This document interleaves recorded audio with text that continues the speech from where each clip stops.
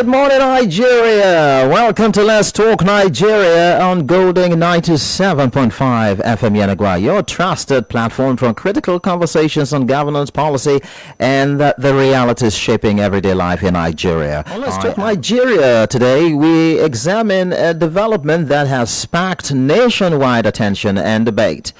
The governor of Oyo State, Seyi Makinde, has approved a 3-month salary top-up of 10,000 naira per month for workers in the state, starting from April.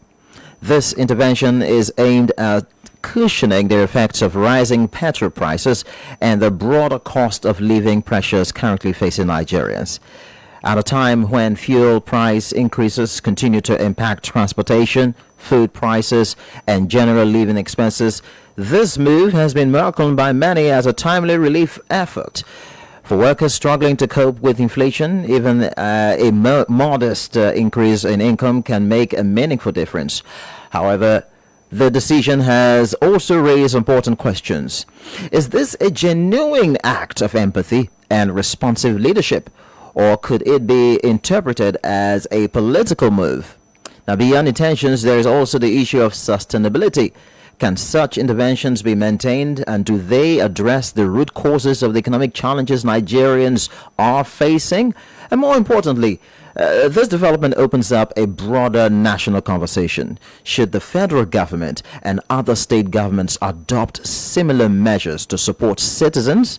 And if so, what form should such interventions take to ensure fairness, effectiveness, and long-term impact? Are there coordinated strategies in place, or are we seeing isolated efforts that may not be enough to address the scale of the challenge? And in looming crisis here is the rise in petrol prices. These are the critical issues we will be unpacking this morning.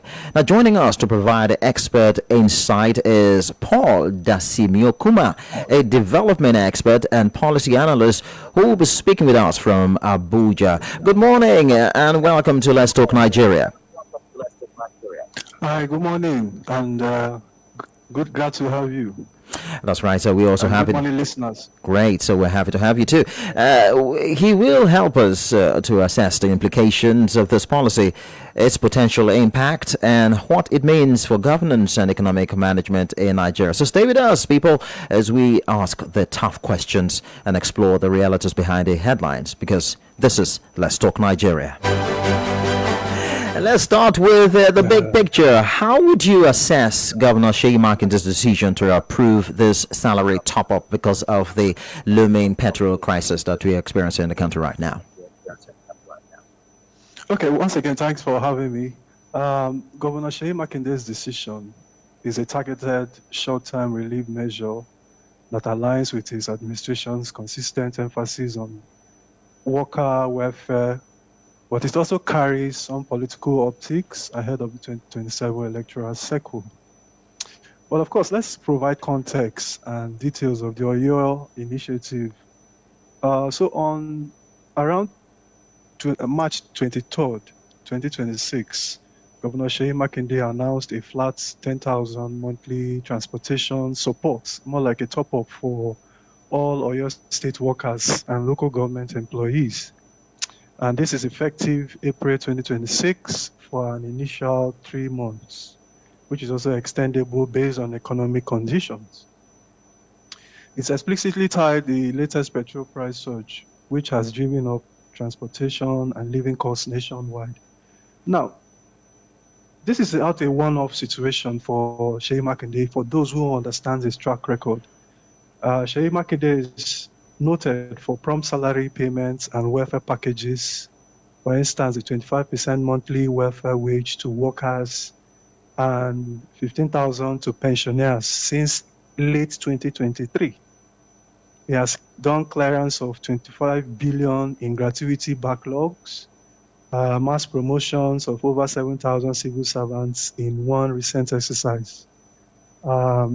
There is also high wage commitment. Oyo State's 2025 personnel cost budget exceeds 214 billion annually, with reports of 24 billion monthly salaries injected into the economy. Now, the state has also boosted its IGRO and maintained a capex above recurrent recent budgets. So for that in itself, it goes to show that this is something that he has been noted for. It's something he has been doing across the state. So we look at it also from the empathy angle. Now, Sheyi Makinde has repeatedly prioritized civil service morale as a driver of service delivery and state stability. Now, Oyo ranks high nationally in minimum wage compliance and worker satisfaction metrics. So this top-up for me is more like a modest flat rate that is directly addressing transport, and which is the most immediate hit from fuel hikes. Of course, it is time-bound and conditional on economic conditions. So the political angle, I don't know if I can go on with that. Yeah, go ahead. Yeah, of course. Of course, we are in the election cycle now. 2027 is fast approaching. And of course, he's on his second term as a governor. So there are reports since this announcement. One report specifically linked the announcement to public talks, or political talks, rather, ahead of 2027 elections. As a PDP governor, of course, under an APC presidency, this positions him as a proactive governor, while federal responses still remains lagged. So this is not a cynical populism kind of approach. It has worked on the talk on welfare for years. That is Sheyi Makinde in this instance. Unlike some other governors who announce palliatives only during elections, his good politics and good governance can overlap when policy is evident. So this is something he has been doing for quite some time now. So for me, it's a short-term gap. But of course, there are overarching structural issues that has bedeviled this country that we've not been able to fix. Short-term measures are short-term measures. We all know that energy is more or less like the life wire of any economy, is the oxygen. Just like as you are now, if oxygen is taken off you, you can't breathe for more than a minute. You're as good as dead. So such an important component, it baffles me that as a country, we've not been able to take long-term measures to address it. For instance, we have 4 functional refineries. We have 2 in Port Harcourt, 1 in Warri and 1 in Kaduna. We've had issues of turnaround maintenance, monies pumped in, several billions of dollars. Nobody has been held accountable. It is quite incomprehensible that successive governments, even down to the APC 8 years of Muhammadu Buhari, who was a champion of anti-corruption, and almost 3 years of President Bola Tinubu, our refineries are not functioning. We only have a private-owned refinery. And to cap it all more straining is the fact that the Dangote refinery needs between 13 to 15 cargoes or vessels to be able, of crude to be able to provide the necessities of petroleum products, more like the LPG, the jet one, the petrol and all that. Interestingly, the refinery only gets 5 vessels from the NNPC. So the shortfall or the other components, which about 10 or so, they source it from external other countries. And of course, there has inflation components. It has, we are not buying it in Naira. It's not buying it in Naira, rather. It buys it in US dollars. So it shoots inflation in. Cruising around by Yelsa on 97.5 Golden FM.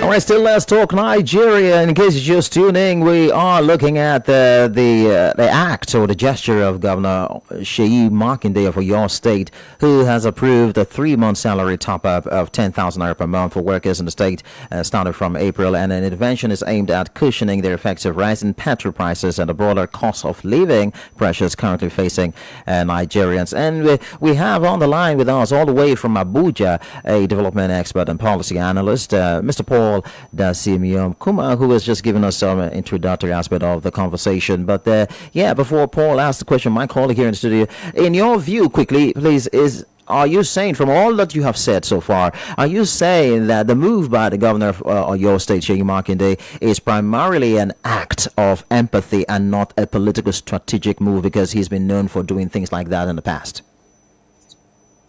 Yes, just as I earlier posited, I reeled out some of the things he has been doing in the past, even down to supporting students in the various tertiary institutions. So this is more for me. I see it on the prism of empathy. He has been known for supporting civil servants in the states. I've reeled out some of the previous things he's been doing. So this is more like an empathetic angle rather than a political angle. Of course, it has been touted in several quarters that he's not seeing a political ambition to be president of the country. But I think that, for me, the broader issue is he has shown interest rather than just staying afloat and having people do what they like. Because this thing is very excruciating. If you live in Abuja, you will understand what I'm saying. The volume of cars have reduced drastically because people can now afford it.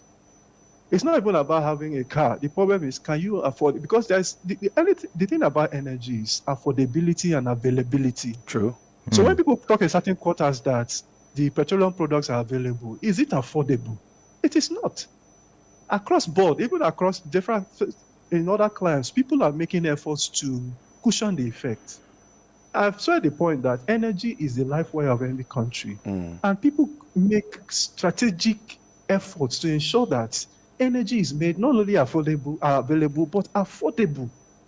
And that's where government comes in, because what is the true essence of governance? Is to security of lives and welfare of the people. If those two things cannot be adequately addressed, then there is no essence of governance, because that's the pact we sign with government. We give you that social contract theory, as they say. Yeah. We give you this, you govern us and provide security, and our welfare and our well-being is taken care of. So as it is right now, there is a disconnect. Okay. There's a deafening silence across the federation. People are not making efforts to be empathetic to the yearnings and aspirations of Nigerian workers. Okay, now with that now being said, I want to ask, it's going to be two questions. But the first one says, what should be the ideal role of state governments in cushioning federal economic policies like subsidy removal? That is one. And two, are we seeing a trend towards state-level economic autonomy or just reactive governance? Okay, so the issue of subsidy removal, I would have thought that policy in itself was not well thought out. And the first, well, that must be established because it was hurriedly stated. And it was an afterthought. It was after they removed the subsidy, they now thought of, okay, let's do CNG conversion centers, let's provide this and that, which are in itself, they are not sustainable. I don't know if as you heard about CNG conversion centers and all that. I thought that would have been a sustainable measure. And you measure it in terms of effectiveness, in terms of service delivery, and where it is not delivering its service, you apply measure to ensure that it is sustainable. But this is not the case. But again, as I said, it goes back to the earlier position, which is that across board, government provides subsidies. Even in the United States, even in the UK, subsidies are provided for people to provide support for their endeavors. So how do you want people now to go about? Because the issue of energy is not something that a private citizen can provide in itself. Okay, if you're saying you're removing subsidy because of the undercurrent corruption and all whatnot, what about the savings? The government in its 2023 rather said they were going to save 2 trillion to provide palliative measures. This is 2026. We have not seen any tangible distribution of those palliatives. I thought, okay, during Jonathan's administration, when the subsidy was removed and petrol was capped at 86 naira, we saw Shopee as a short gap measure. There were buses that were applying the roads in the country. So why not provide those sustainability platforms? We don't have a functional rail system. This is not something a state government can provide. It takes a proactive government, a government that thinks outside of the box to understand the issues and deal with them frontally. Hey, some people are applauding Sheyi Makinde for being very proactive, and some people are already calling on the heads of some other governors in other parts that they're not being creative or not being proactive. They are only reactive. So do you also well, I don't know, you've already mentioned it's a short term, but what do you think the federal government are you in the short term right now, because all that you've mentioned is about how we'll be able to boost our production and all of that, but the reality is here, the looming crisis here because of the US Israel Iran war, and the petrol prices have actually skyrocketed, and that's why Makinde had to quickly come up with this idea. So what would the federal government and other states also do? Are they to also emulate this approach, or are there other better alternatives to Makinde's approach? Okay, so of course the federal government provides the direction which other states, the component units of the country, emulate or try to replicate. But the federal government has not provided any direction in this case since that's what I'm saying. The hike. I'm going there. Okay. I'm going there. All right. It's quite saddening that even as at now, we've not had any concrete step being taken by the government. I thought that this would have been an opportunity for the CNG buses to be floating in the streets, helping people to their workplaces and wherever it is they're going. Because as it is right now, transportation costs has increased, and it's affecting food inflation. It's going to affect food inflation and other cost of living expenses. So the federal government should take that short-term measure, as I said, provide buses and relieve some level of palliatives. Then, of course, there is also, as I said, the overall point is there's another element to this. Of course, you can also reduce work rates. These days now, you can work from home. What we went through during the COVID era. Yeah, and Dangote even mentioned it. Dangote even mentioned it. Of course.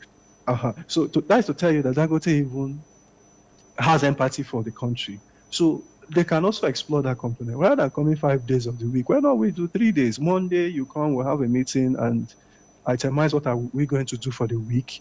Tuesday, okay, we can. Alternatively, we can say, okay, this set of people come Monday, Tuesday. Like in Lagos State. Yes, like in Lagos State, they're doing that. Yes. Lagos State, yeah.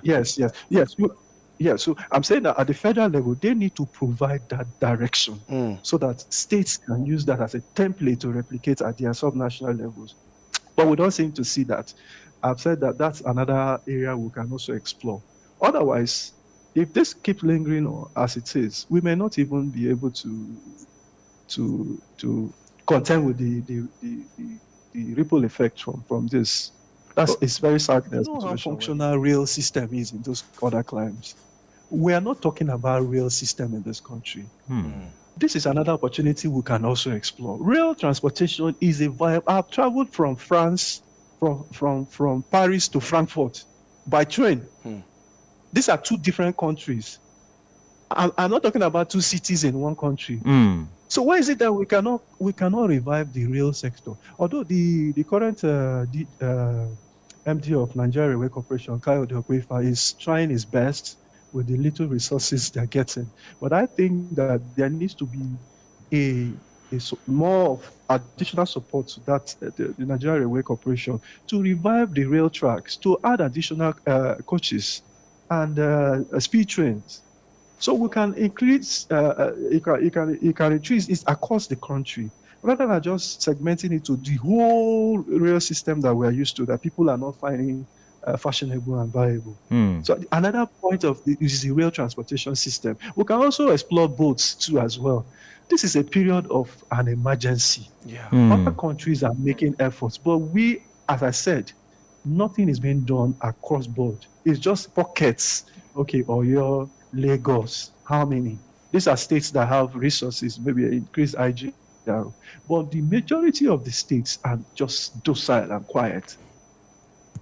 Maybe after this conversation, many states will have to look at that direction and emulate your state, because while your state had the governor there had to be that empathetic to say, let me add 10,000 naira to your salary to help you transport yourself to work. Let's see what other state governments will do. We'll quickly open the phone lines because today we want quite a number of persons who have one or two things to say to contribute. A lot of calls we want to have this morning. And so stay tuned, Paul, don't go anywhere as we open the phone lines to Nigerians to contribute to this conversation. The numbers are 0707 747 1522 and 0912 000 1975. Those are the numbers to call. Make sure you keep it brief. You know how it is on Let's Talk Nigeria. We'll have a lot of callers or a lot of contributions will be coming in. So when you call in, keep it very brief and go straight to the point. Hello, good morning. Good morning. Good morning. Chico, the call from Obele. Chico, be welcome. Welcome. Yeah, my brother. Talking of things of still price of going high in the market. The 10,000 naira where by 20 foot, it don't make any sense. Nigeria should come together and give Dangote enough crude oil before giving aside countries. Nigeria should come together, give Dangote. We will get this thing in our community now. What's the story telling me say they go outside, go to buy and they come back? My long story, what tell me now? What is the 10,000 naira? What is just this way we just here now? Like I said, we don't know where our problem coming from. Now we fight the war. Sorry, my dear. Bye-bye. All right, thank you very much. Well, you know, he's just trying to help his people. I mean, Yeah, I don't know. we got a comment on Facebook. Okay. Yes, we got a comment on Facebook. That is coming from Jakes Masha. Say, good morning, Moye and Paul Bassa, and to your excellent morning to your guest. His Excellency Governor Engineer Makinde remains one of the best governors in Nigeria. Oh. I appreciate him what he's done. Okay, thank you very much. You know, Makinde had to think about it even before you talk about the refineries and Dangote, Wahala and everything.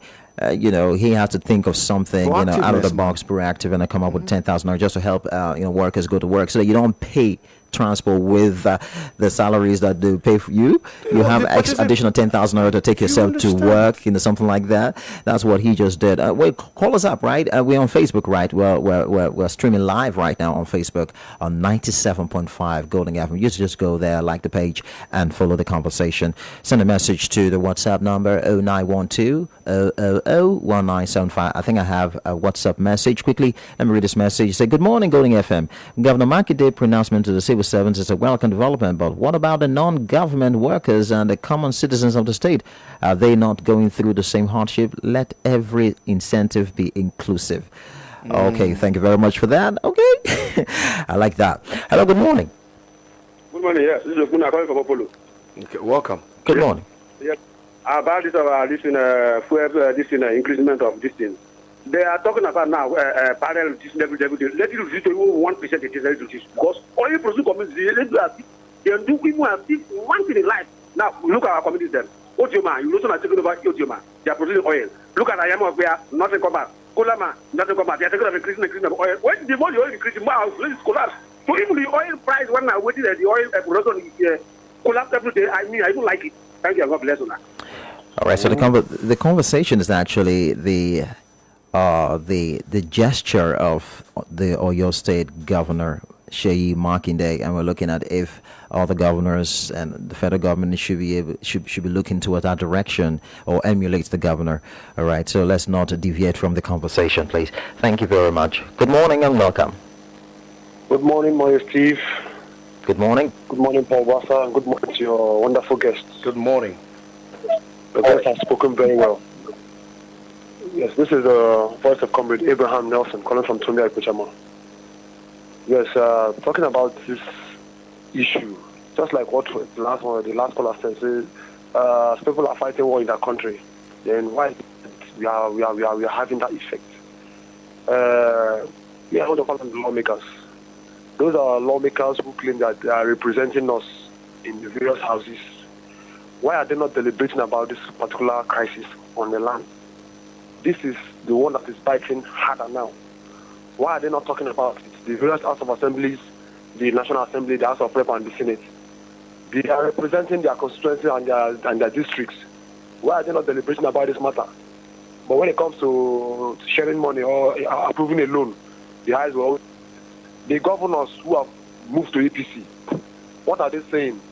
Nigerians want to hear from you. You are representing us. You are working for. In fact, you are serving us. Why are you not making life easy for us? I don't want to always point fingers at the president, because number one, he is the president and he is still the minister, which is very, very wrong. Because he doesn't even know anything about that petroleum office. He's the president, so he should focus on the presidential office that he has. Even that one is enough for him. It's more than enough. So why would he still become the petroleum minister? He should hand over that office to another person so that the person will know how to manage this issue.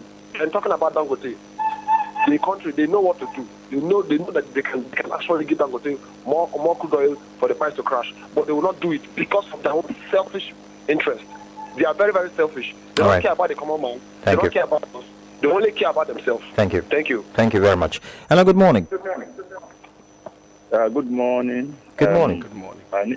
My name is Mr. Thompson, but I call back. What Mackinday did is commendable, but the federal government should not do that line. Okay. Subsidy is not a taboo. If you go to America and other clients, okay, like for particular America, they are subsidizing about 5 items, including wheat. And so subsidy is not a taboo. Now, the benchmark of the crude oil by the budget they passed was around $70, and now they are selling crude oil for about $100 or more dollars. Means that the federal government is making more money, about $30 or to $40 per barrel. That's what they are making. So they call it oil windfall. So what is the benefit of the citizen? So we are saying that we should inject part of that money to the citizen in form of subsidy for the meantime, for the short term that this war is going on. So after the war, you can withdraw subsidy. But for now, they do that. Now, if you give money the way Mackinday did to civil service, it will not go down to other people. But if it comes in the way of subsidy, even the least person in the village will benefit it, because the petroleum product is the lifeline of this country. The transportation, everything, it affects everything. And so they should either subsidize the raw material, being the crude oil that they are giving to Dangote or the refineries, or the subsidize the pump price for the meantime. This is our envelope opinion. Thank you. All right, thank you for your contribution. And we return to Paul Dasimeokuma. Your final thoughts as we wrap up today's show. For me, it's quite exciting that this is happening at this period of the election cycle, which is 2027. I think that this is a reawakening of Nigerian citizens. People should be political conscious in terms of who to vote and not to vote. Because soon they'll start coming with their rice and Maggi and all that, with 5,000 naira bribes and all that. Nigerians should be political conscious. Your political decisions has a ripple effect on economic and every other sphere of our national life. So this is a point where we must, as citizens, be collective, be transparent, be clear in terms of who we want to be our president, our governor, our legislator, both at the national and state levels. It calls for national outcry, it calls for national consensus. And I think that even as the parties are gearing up for their convention, once those things are done, we should sit down as citizens to ensure that we vote people who have the intentions of the people at heart, so that when they come to power, we'll not be having excuses as we are hearing, we are seeing like a dasko attitude being played by National Assembly and all that. Security is seriously getting worse, and every other facet of our national life is dwindling. And so this calls for national awakening. I hope that citizens, as grieved as they are, will be political conscious in terms of their decisions in 2027. That's my end of stop. Thank you very, very much, Mr. Paul Dasimeokuma, a development expert and policy analyst who joined us from Abuja. Have a lovely day. And you too. Bye. Bye. Yeah. Thank you. Bye.